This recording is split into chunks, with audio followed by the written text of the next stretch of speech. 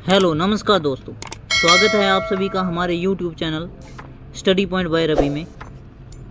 50 क्वेश्चनों की सीरीज़ लगातार आपको प्रोवाइड करवाई जा रही है, तो इसी तरह जुड़े रहिए और आगे की 50 क्वेश्चनों की सीरीज़ से लगातार जुड़े रहिए ताकि आपको भी एक रूटीन प्राप्त हो सके। और जो बच्चा इस वीडियो में नया जुड़ा है तो प्लीज़ वह हमारे चैनल को सब्सक्राइब करना न भूले और बेल आइकन को प्रेस करना न भूले ताकि हम जो भी अपडेट या कोई भी सूचना आपको दें तो सर्वप्रथम वह आप तक पहुंच सके। तो बने रहिए इस वीडियो के अंत तक।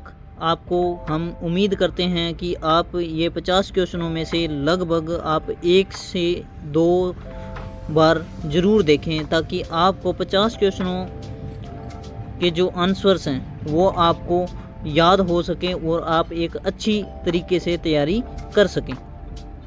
तो बने रहिए हमारे साथ आज के 50 क्वेश्चनों के साथ।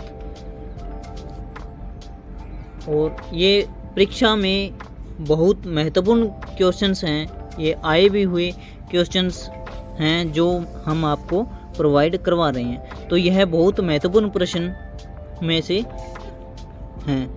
तो देखिए, अब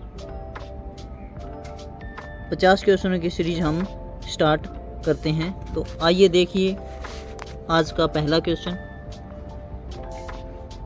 जब एक चल वस्तु की गति दोगुनी हो जाए तो उस वस्तु की गतिज ऊर्जा क्या होती है? तो उस वस्तु की गतिज ऊर्जा क्या होगी? तो 4 गुनी हो जाएगी। तो 4 गुना हो जाती है, 4 गुना हो जाती है।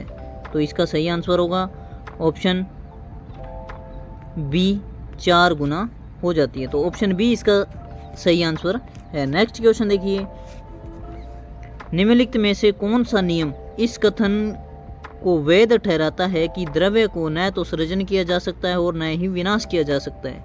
तो यह किसका किया जाता है? तो यह द्रव्यमान संरक्षण का नियम कहलाता है। तो ऑप्शन सी इसका सही आंसर होगा, द्रव्यमान संरक्षण का नियम, द्रव्यमान संरक्षण का नियम। तो इसका सही आंसर होगा ऑप्शन सी। नेक्स्ट क्वेश्चन देखिए, साइकिल चलाने वाला मोड़ लेते समय क्यों झुकता है? तो वह क्यों झुकता है? वह झुकता है ताकि गुरुत्व केंद्र आधार के अंदर बना रहे, गुरुत्व केंद्र के आधार के अंदर बना रहे, वह उसे गिरने से बचाएगा। इसीलिए वह मोड़ पर आते समय अंदर की ओर थोड़ा झुकता है। वह झुकता है ताकि वह गुरुत्व केंद्र के आधार पर बना रहे और उसे गिरने से बचाएगा। तो ऑप्शन बी इसका सही आंसर है। नेक्स्ट क्वेश्चन देखिए, दूध से क्रीम निकालने में कौन सा बल लगता है? तो दूध से क्रीम निकालने में कौन सा बल लगता है? तो अपकेंद्री बल लगता है। तो इसका सही आंसर होगा अपकेंद्री बल इसका सही आंसर होगा, अपकेंद्री बल। तो ऑप्शन ए इसका राइट आंसर है, अपकेंद्री बल। नेक्स्ट क्वेश्चन देखिए, जब एक पत्थर को चांद की सतह से पृथ्वी पर लाया जाता है तो क्या होगा? तो इसका भार बदल जाएगा परंतु द्रव्यमान नहीं बदलेगा। इसका भार तो बदल जाएगा परंतु द्रव्यमान है वह नहीं बदलेगा। तो इसका सही आंसर होगा ऑप्शन बी, इसका वेट है वह बदल जाएगा और मास है वह नहीं बदलेगा, मास है वह नहीं बदलेगा और इसका वेट बदल जाएगा। नेक्स्ट क्वेश्चन देखिए, किसी लिफ्ट में बैठे हुए व्यक्ति को अपना भार कब अधिकतम मालूम पड़ता है? तो कब अधिकतम मालूम पड़ता है? जब लिफ्ट त्वरित गति से, मतलब तेज गति से ऊपर की ओर जा रही होती है तो उस व्यक्ति को अपना वजन सर्वाधिक महसूस होता है। तो इसका सही आंसर होगा जब लिफ्ट त्वरित गति से ऊपर जा रही हो। तो ऑप्शन बी इसका सही आंसर होगा। नेक्स्ट क्वेश्चन देखिए, एक लिफ्ट में किसी व्यक्ति का प्रत्यक्ष भार वास्तविक भार से कम होता है जब लिफ्ट जा रही होती है। तो कब, जब वास्तविक वजन प्रत्यक्ष भार है वह वास्तविक भार से कम कब होता है, जब लिफ्ट है नीचे की ओर आ रही होती है तब उसका वजन कम प्रतीत होता है। तो इसका सही आंसर होगा त्वरण के साथ नीचे आ रही होती है तब कम होता है, त्वरण के साथ नीचे। तो ऑप्शन बी इसका सही आंसर होगा, त्वरण के साथ नीचे। नेक्स्ट क्वेश्चन देखिए, पृथ्वी के गुरुत्वाकर्षण का कितना भाग चंद्रमा के गुरुत्वाकर्षण के सबसे नज़दीक है। तो इसका सही आंसर होगा 1/6। ऑप्शन सी इसका सही आंसर है 1/6। नेक्स्ट क्वेश्चन देखिए, लोलक की कालावधि टाइम पीरियड कितना होता है, क्या होता है। तो लंबाई के ऊपर निर्भर करता है। तो लोलक की कालावधि किस पर निर्भर करती है, तो यह लंबाई के ऊपर निर्भर करता है। तो लंबाई के ऊपर निर्भर करता है। तो ऑप्शन बी इसका सही आंसर होगा, लंबाई पर, यानी लेंथ पर निर्भर करता है। तो लोलक घड़ियाँ गर्मियों में क्यों सुस्त हो जाती हैं।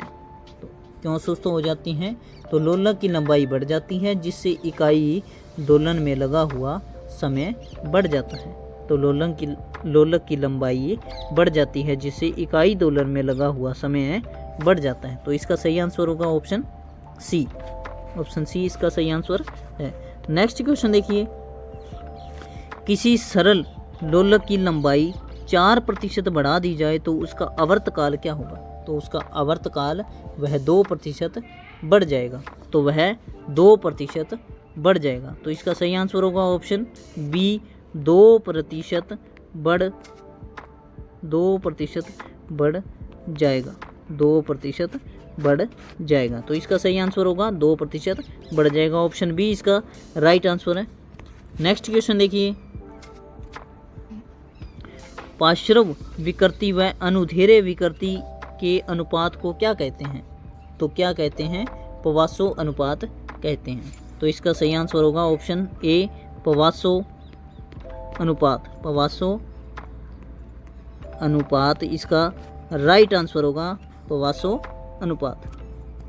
नेक्स्ट क्वेश्चन देखिए, वर्षा की बूंद गोलाकार होती है। तो वर्षा की बूंद है वह गोलाकार क्यों होती है, वह पृष्ठ तनाव के कारण होती है। तो पृष्ठ तनाव इसमें क्या, सतही तनाव के कारण होती है। तो सतही पृष्ठ कहते हैं। तो इसका सही आंसर होगा पृष्ठ तनाव, यानी सतह तनाव के कारण,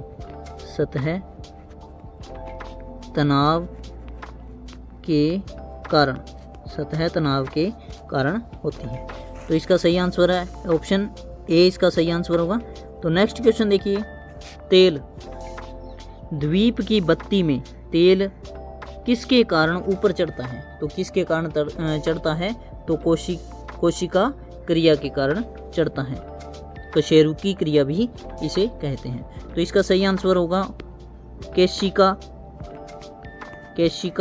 क्रिया, कशेरुकी भी इसे कहा जाता है। नेक्स्ट क्वेश्चन देखिए, श्यानता की इकाई क्या है। तो श्यानता की इकाई है पोवाइज श्यानता की इकाई है। श्यानता की इकाई क्या है, तो ऑप्शन ए इसका राइट आंसर होगा, श्यानता की इकाई होगा पोवाइज इसका सही आंसर है, पोवाइज। तो ऑप्शन ए इसका सही आंसर है, पोवाइज इसका सही आंसर है। नेक्स्ट क्वेश्चन देखिए, उत्प्लावकता से संबंधित वैज्ञानिक है। तो उत्प्लावकता से संबंधित वैज्ञानिक है आर्किमिडीज। ऑप्शन ए इसका सही आंसर होगा, आर्किमिडीज जो एक ग्रीस वैज्ञानिक थे, ग्रीस से आए हुए ग्रीस के एक महान वैज्ञानिक है आर्किमिडीज। ये उत्प्लावकता के से संबंधित वैज्ञानिक है, उत्प्लावकता। नेक्स्ट क्वेश्चन देखिए, महान वैज्ञानिक आर्किमिडीज संबंधित थे। तो इसका सही आंसर होगा ग्रीस से। तो ये मैंने अभी आपको बताया, ऊपर बताया था कि ग्रीस के वैज्ञानिक थे आर्किमिडीज। तो इसका सही आंसर होगा ग्रीस, ऑप्शन डी इसका सही आंसर है। नेक्स्ट क्वेश्चन देखिए, ध्वनि तरंगों की प्रकृति कैसी होती है? ध्वनि तरंगों की प्रकृति कैसी होती है? तो ध्वनि तरंगों की प्रकृति अनुधैर्य होती है। अनुधैर्य तरंग होती है, अनुधैर्य। ऑप्शन बी इसका सही आंसर है, अनुधैर्य। अनुधैर्य, अनुधैर्य। यहाँ से याद रखिए ध्वनि धैर्य और प्रकाश प्रस्थ, ये याद रखने का तरीका देखिए। अनुधैर्य यानी धैर्य, ध्वनि, और प्रस्थ, अनुप्रस्थ, अनुप्रस्थ यानी प्रकाश।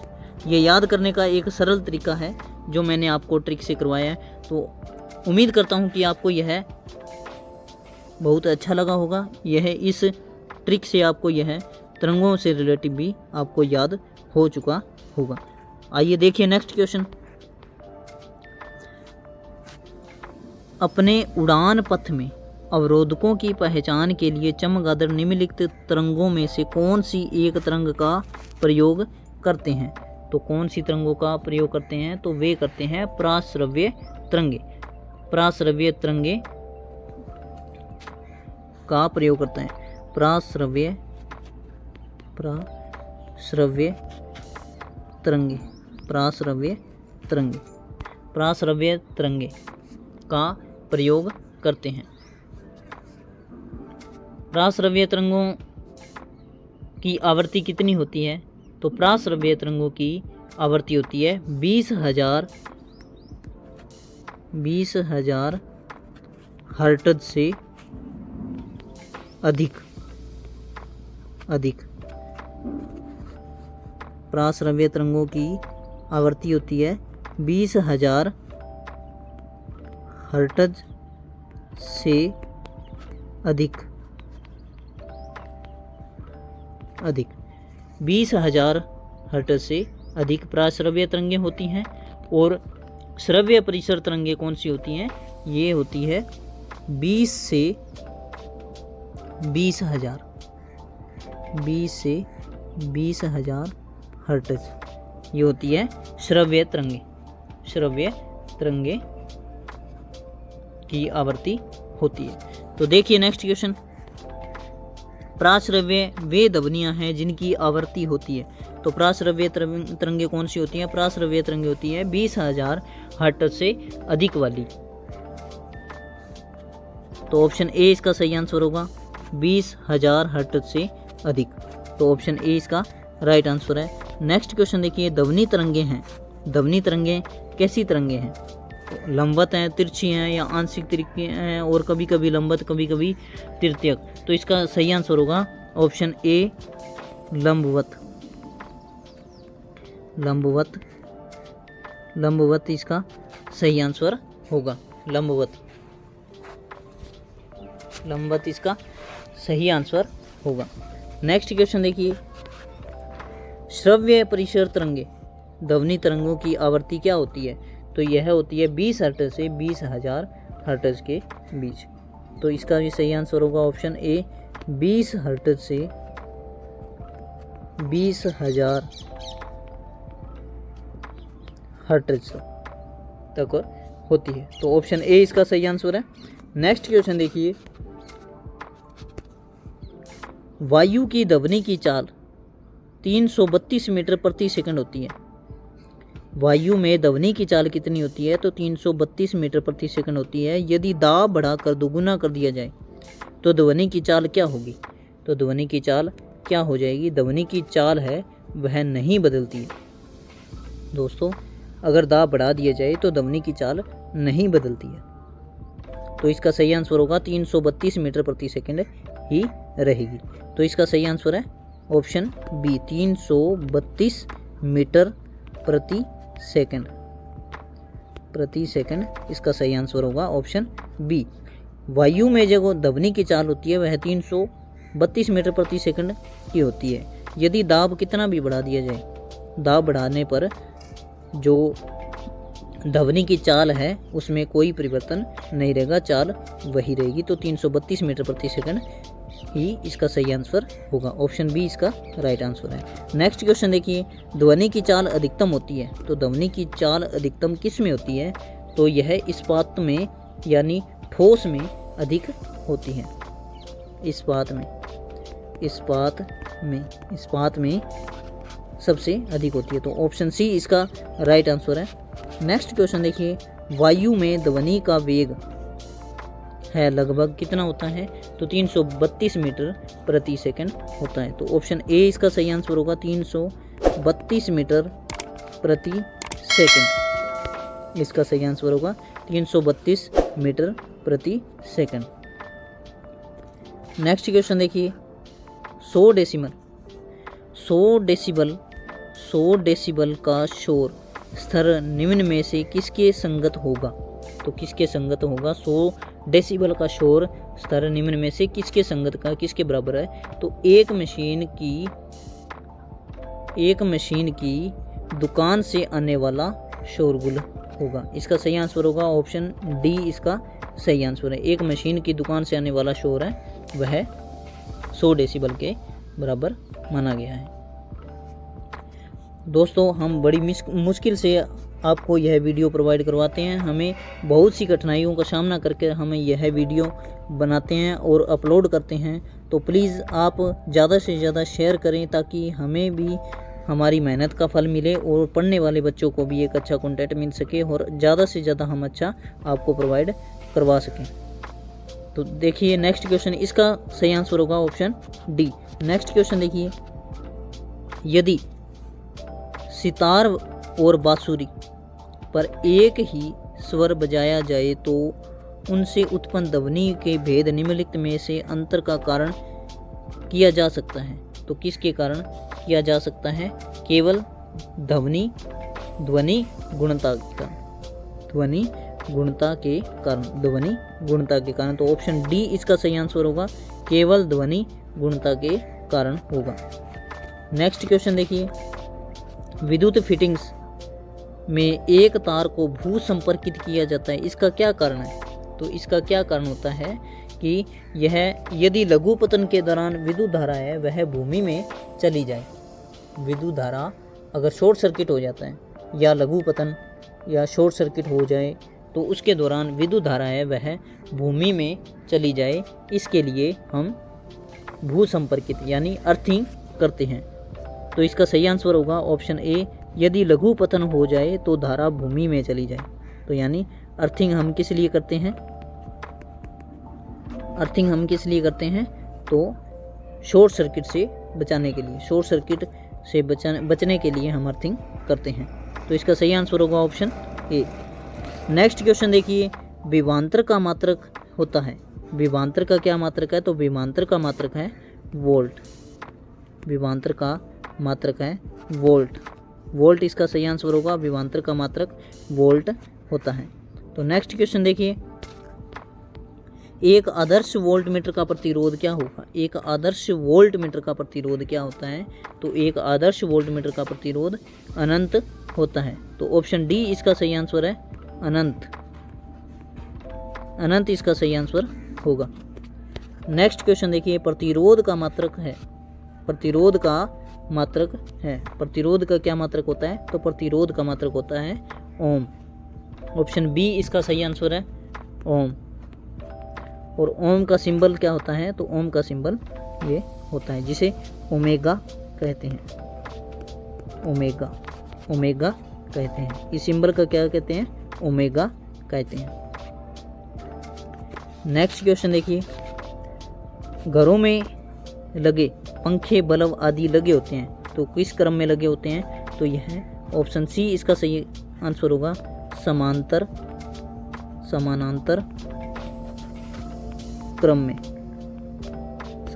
क्रम में लगे हुए होते हैं। नेक्स्ट क्वेश्चन देखिए, विशिष्ट प्रतिरोध का एसआई मात्रक है। विशिष्ट प्रतिरोध का एसआई मात्रक क्या है? तो ओम प्रति मीटर विशिष्ट प्रतिरोध का एसआई मात्रक है। तो ओम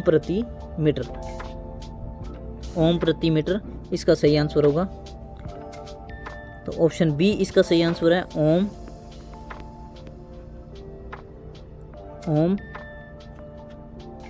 प्रति मीटर। ओम प्रति मीटर इसका सही आंसर होगा। इसका यहाँ ओम प्रति मीटर स्क्वायर कर लीजिएगा। तो इसका सही आंसर होगा ओम प्रति मीटर स्क्वायर। तो ऑप्शन बी इसका सही आंसर होगा। यह मिस प्रिंटिंग है दोस्तों। विशिष्ट प्रतिरोध का मात्रक होगा ओम प्रति मीटर। नेक्स्ट क्वेश्चन देखिए, यदि 3 ओम और 6 ओम के 2 प्रतिरोधक समांतर क्रम में जुड़े हैं तो संपूर्ण प्रतिरोध क्या होगा? संपूर्ण प्रतिरोध का सूत्र होता है 1/RT बराबर 1/R1 प्लस 1/R2। तो इसमें जो न्यूनतम मान है उसके मान से भी कम होगा, उसके मान से भी कम होगा। तो इसका सही आंसर होगा ऑप्शन सी 2 ओम। 2 ओम होगा। तो टोटल रेजिस्टेंस इसका क्या होगा? देखिए यहाँ 1/3 प्लस 1/6 लघुत्तम 6, यहाँ हो गया 2, यहाँ हो गया 1, ये हो गया 3/6, ये हो गया 3/6,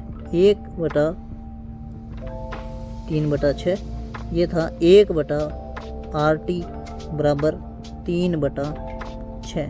तो ये क्रॉस मल्टीप्लाई RT 3RT बराबर 6 और 3RT ये हो गया RT बराबर हो गया यहाँ से 3 दूनी 6। तो यहाँ 2 ओम हो गया है, 2 ओम होगा। तो इसका सही आंसर होगा ऑप्शन सी। इसका सही आंसर है 2 ओम। ऑप्शन सी इसका राइट आंसर है। नेक्स्ट क्वेश्चन देखिए, एक शुष्क सेल में कौन सी ऊर्जा पाई जाती है? एक शुष्क सेल है उसमें कौन सी ऊर्जा पाई जाती है? तो रासायनिक ऊर्जा पाई जाती है। तो एक शुष्क सेल में रासायनिक ऊर्जा पाई जाती है। तो ऑप्शन सी इसका सही आंसर होगा रासायनिक ऊर्जा। रासायनिक ऊर्जा पाई जाती है। तो ऑप्शन सी इसका सही आंसर है। नेक्स्ट क्वेश्चन देखिए, एक समान शुष्क सेल में विद्युत अपघटय होता है। विद्युत अपघटय होता है तो अमोनियम क्लोराइड। एक शुष्क सेल में अपघटय, विद्युत अपघटय यानी इलेक्ट्रोलाइटिक कौन सा पदार्थ होता है? तो उसमें होता है अमोनियम क्लोराइड। ऑप्शन सी इसका सही आंसर होगा अमोनियम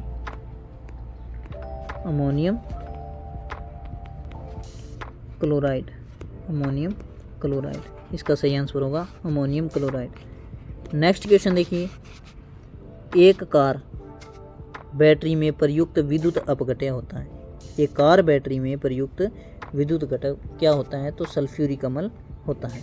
तो ऑप्शन ए इसका सही आंसर होगा सल्फ्यूरिक अम्ल। सल्फ्यूरिक अम्ल होता है।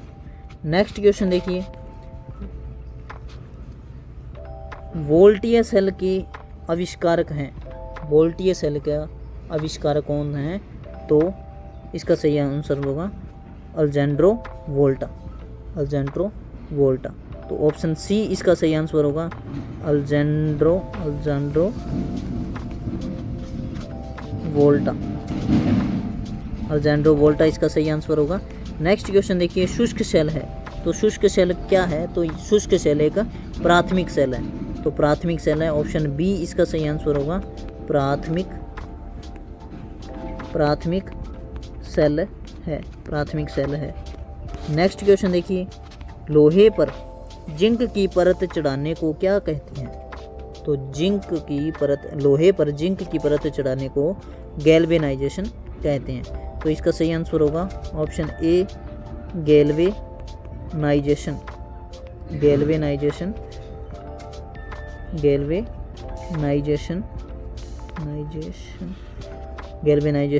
कहते हैं।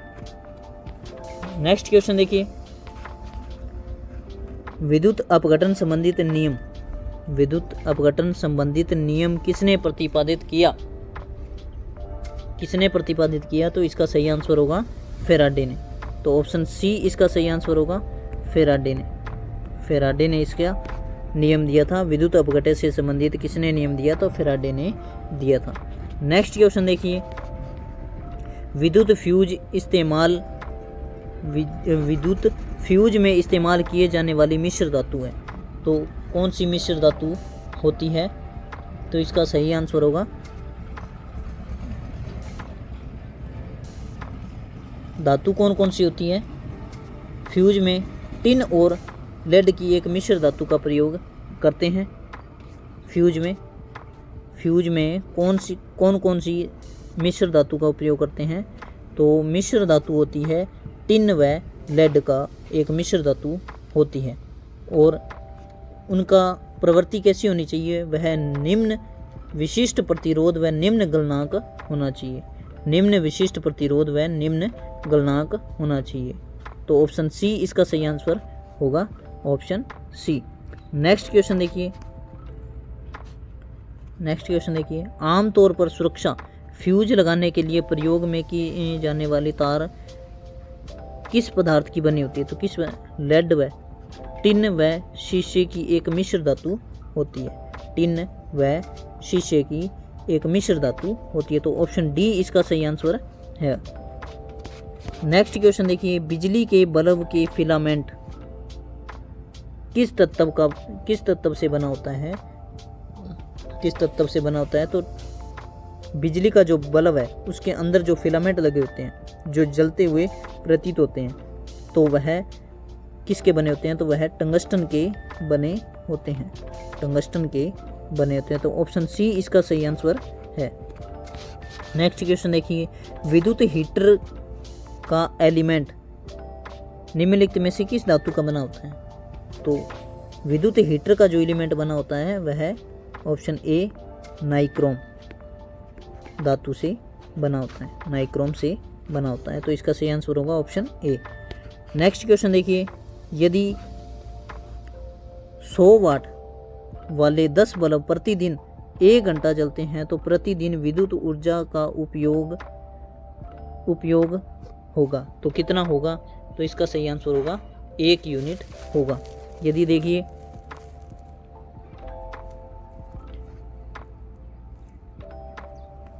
इसका सही आंसर होगा 1 यूनिट। ये होता है वाट इंटू दर इंटू समय। वाट इंटू दर इंटू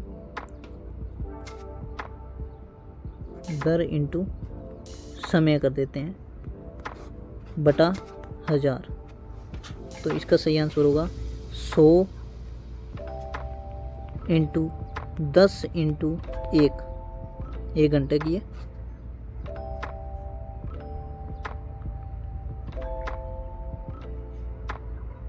तो इसका सही आंसर होगा 1000।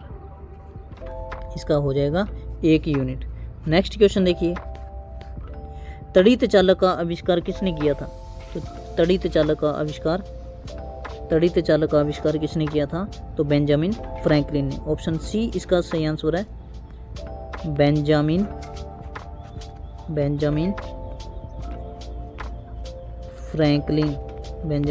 फ्रैंकलिन इसका सही आंसर होगा। बेंजामिन फ्रैंकलिन इसका सही आंसर होगा। तड़ित चालक का आविष्कार किसने किया था? जिन्हें अर्थ अरेस्टर भी कहते हैं। अर्थ अरेस्टर का आविष्कार किसने किया था? तो बेंजामिन फ्रैंकलिन ने किया था। नेक्स्ट क्वेश्चन देखिए, निम्न में से कौन विद्युत अनुचुंबकीय पैरामैग्नेटिक पदार्थ है? तो इनमें से पैरामैग्नेट कौन कौन से हैं? तो इसमें पैरामैग्नेट क्रोमियम है, क्रोमियम इसका सही आंसर होगा। ऑप्शन सी इसका सही आंसर है, क्रोमियम इसका सही आंसर होगा, option C chromium. Next question देखिए, निम्न में से प्रतिचुंबकीय पदार्थ डायामैग्नेटिक पदार्थ कौन कौन से होते हैं? तो इसमें देखिए बिस्मथ इसका सही आंसर होगा। बिस्मिथ पदार्थ है वह डायामैग्नेटिक पदार्थ होता है। नेक्स्ट क्वेश्चन देखिए, विद्युत धारा के चुंबकीय प्रभाव सर्वप्रथम अवलोकित किया गया। विद्युत धारा का चुंबकीय प्रभाव सर्वप्रथम अवलोकित किया गया तो किसके द्वारा? ओरस्टेड के द्वारा किया गया था। ओरस्टेड के द्वारा, ऑप्शन बी इसका सही आंसर होगा। ओरस्टेड के द्वारा किया गया था। तो नेक्स्ट क्वेश्चन देखिए। सर दोस्तों, आज के 50 क्वेश्चन की सीरीज हमने पूरी कर ली है। धन्यवाद दोस्तों। आप सभी को उम्मीद करता हूं कि यह वीडियो बहुत अच्छी लगी होगी। तो प्लीज़ हमारी इस वीडियो को लाइक करें, कमेंट करें और ज़्यादा से ज़्यादा फॉरवर्ड करना न भूलें, ताकि पढ़ने वाले बच्चों को भी यह वीडियो का पूरा आनंद उठा सके। धन्यवाद दोस्तों। जय हिंद, जय भारत। आपका दिन शुभ हो।